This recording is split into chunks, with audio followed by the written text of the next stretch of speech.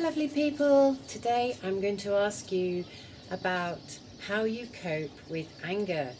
So many of us are on that receiving end of anger, either on a professional situation, but there's lots of guidelines for people in customer services, resolving issues. If all else fails, we can terminate the conversation or we can call security.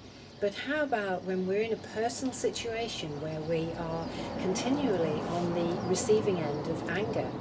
Anger is quite prevalent in our society nowadays. At least 20% of people are continually angry and deal with day-to-day situations in aggressive, angry ways. We've been taught about how to be assertive. There's lots of information out there about being assertive, not being a doormat, not being aggressive, but dealing with people on a one-to-one adult basis. But if you're trying to do that with somebody who's overly aggressive, it doesn't always work. And we have to consider very carefully what we're going to do and how we are actually going to deal with somebody who does speak to us in an angry way and may blame us as well. And if we are not careful what we say back, we can end up fueling that anger and making it even worse. So how does anger actually work on a physical basis? Obviously, people get angry for all sorts of different reasons. Life isn't easy these days, it never has been, but it seems like there is more and more pressure and people react very often in a very angry way. Maybe they've been brought up when they were younger and found that anger actually worked, and if something works then people may continue to do that. When we're 2-year-olds, we very often find that we can't get our own way, and 2-year-olds, it's the terrible twos, they have tantrums, they cry and they scream, but gradually as they get a little bit older in the nursery they learn to share and compromise. But some people seem to be emotionally stuck in this level of emotional intelligence where they will react in an angry way.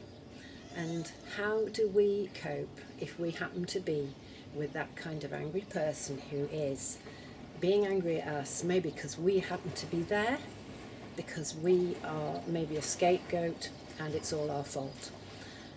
And I've spoken about this as codependence. Very often we feel like we really can be the ones that can mend all this, that we can get it right. We're desperate to get it right. We're desperate to help this person.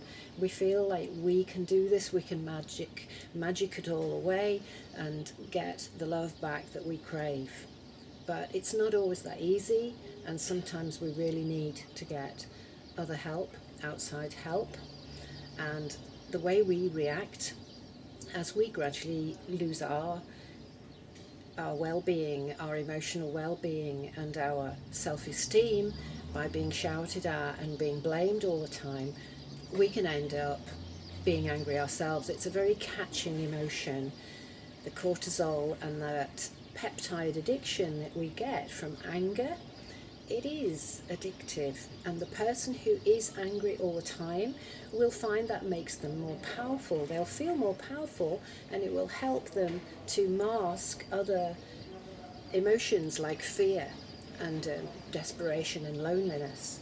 And rather than actually expressing those authentic feelings, people will very often mask all this with anger. And we, as the receivers of this anger, will probably, quite justifiably, get angry ourselves, and we will feel like we need to shout back.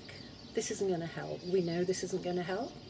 It could be quite devastating. It could end a relationship. It could bring us harm. So we need to think how we're going to deal with this. Write a list maybe of causes and effects, things to say, things not to say, to learn to walk away when we see the warning signs. And please, what I'm trying to say to all of you here is that we are all worth respect and kindness and love. And I'm wishing you success and happiness in everything you try to do. Bye.